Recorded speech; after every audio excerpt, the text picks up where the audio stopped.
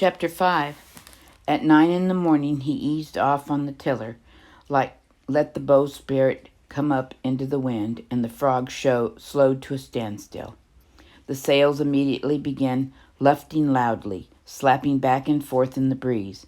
The sky was almost clear, with small, fluffy bits of clouds moving across the blue, and he shrugged his shoulder to ease the stiffness. He had sailed straight on course, thinking of Owen and the art of sailing and getting the most from the wind, for just over 15 hours, and his shoulders and arms were sore from pulling against the wooden tiller handle. Without the push of the wind holding her over, the frog almost wallowed in the water. The change in the whole boat, was amazing to him. When she was sailing, it was as if everything mattered. Everything was full and pulling, steady and taking the seas. But the instant she stopped sailing, it was as if she turned into a fat pig. The boom jerked back and forth, ropes flopped like sick snakes. The sails looked sloppy and loose, and she rolled from side to side on the smallest swell or wave like an old washtub. He had come far enough. He stood and looked in the direction and could see no land, nor plane, nor other boat, nor indication that there was another human on the planet. Rather than lying flat, though it was only a mild breeze, the sea seemed to rise around and away from the frog. It was as if she lay in the middle of a huge slate-blue saucer or dish that went up and away on all sides to the horizon. There was a thing to do. He let the tiller hang. The frog was locked in irons, her head up into the wind, and would not be going anywhere. The cabin again smelled a bit of mustiness, and he opened the forward hatch and propped it open on its brace, felt the breeze come scooping in and clear the boat out. It had been a cool night, but the morning sun was getting hot, and he took off his windbreaker, put it on the captain's bunk — he couldn't help thinking Owen's bunk — and turned back to the rear of the boat, stopped next to the galley area. The box with Owen's ashes was still on the shelf to his right. He caught himself pointedly not looking at it. There was a thing to do, and he knew it, but did not want to do it. It was so final somehow, to put Owen into the sea. The instructions had been specific. Open the box and scatter the contents. David took the small box and went back up into the cockpit.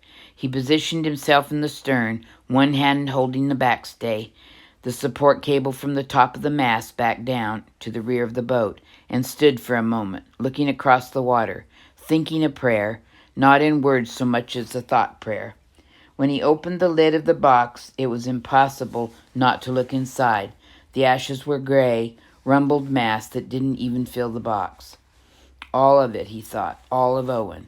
The man who danced in the sand with the girl, the man who wanted to know all things, the man who would sit and talk to himself for hours.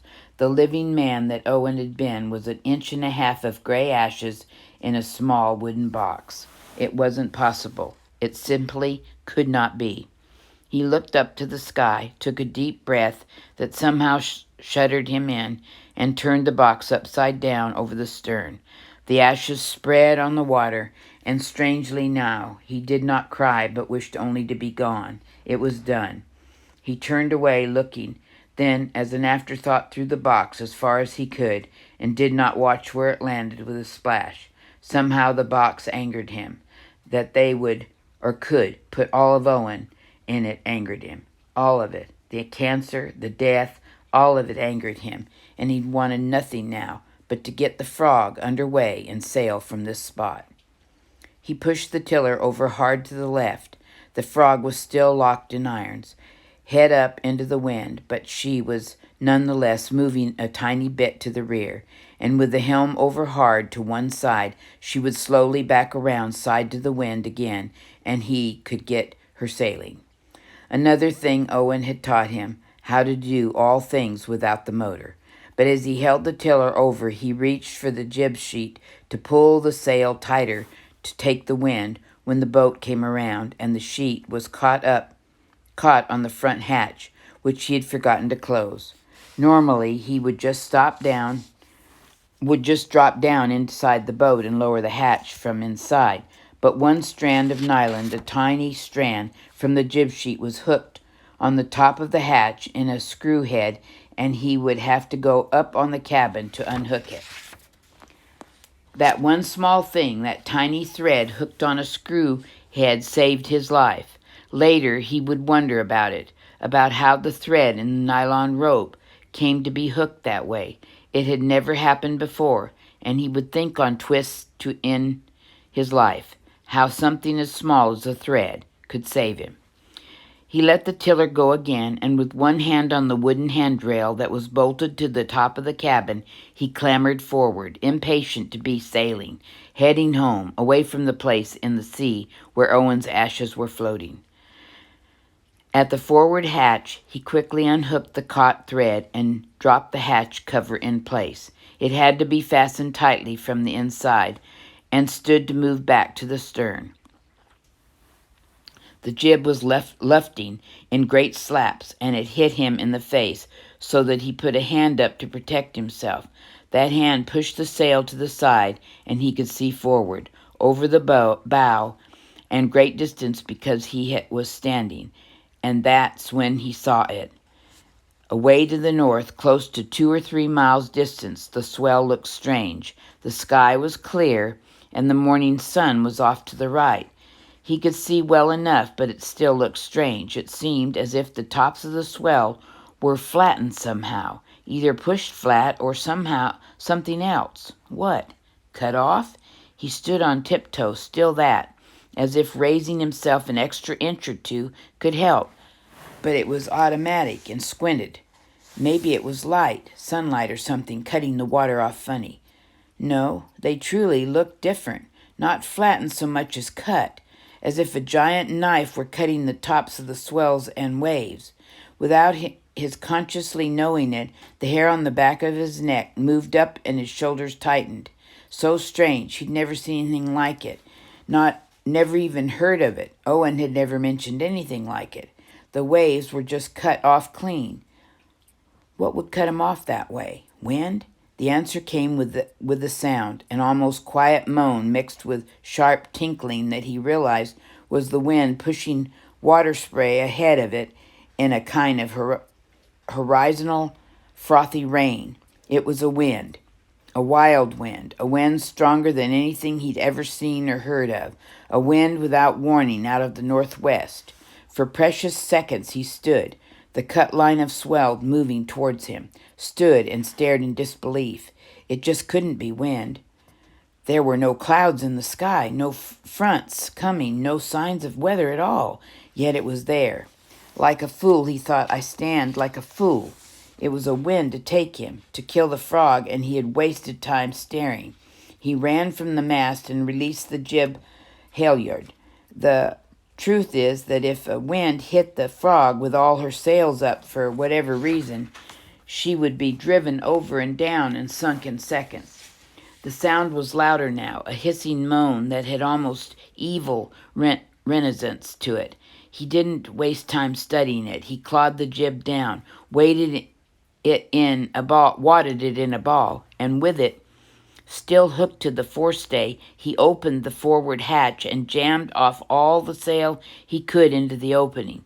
He pushed the hatch back. It would not latch, but it would have to do. No time now, just seconds. He could smell the spray, salt moistness, being driven ahead of the storm. It must be a storm, some freak storm. He jumped back to the mast and untied the mainsail halyard. Normally, the sail would drop off of its own weight, but now the wind was getting stronger. He sensed and heard the scream of it. His hair was plastered and blown over his face, and the main stayed up, held now by the pressure of the wind. He swore, grabbing at the sail, and started to rip it down. Everything was noise, the wailing of 1,000 screaming throats in the wind, the slapping of the sail sounding like a cannon. He felt one of his fingernails give on a seam. He kept tearing the sail down. The top of the hatch.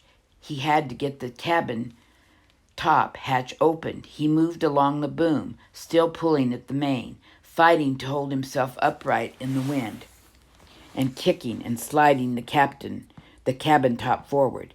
The kick made him stumble, and the wind picked him up almost bodily and threw him out, away from the boat. But he tangled in the safety lifeline, caught himself, and pulled back up to the cabin top. The mainsail was slashing back and forth like a demon gone mad. He couldn't control it. Frantically he attacked, pushing part of it down into the cabin through the open top hatch, only to have the wind sweep it out while he was gathering more of the billowing insanity to push down again. It was too late. There was a momentary part of a second. Hitch in the roar of the wind. A tiny hesitation, and the full force of the storm hit the frog like a giant sledgehammer.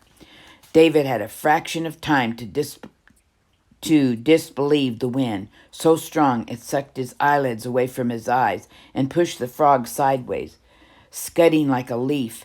Then he tried to lean forward, for the hatch opened just as the spruce boomed. 50 pounds of laminated wood and metal rail still attached to the mainsail caught a corner of the storm and slammed across the boat like a sweeping saber. It caught him full on in the center of the top of his head with a crack that sounded like the boom had broken.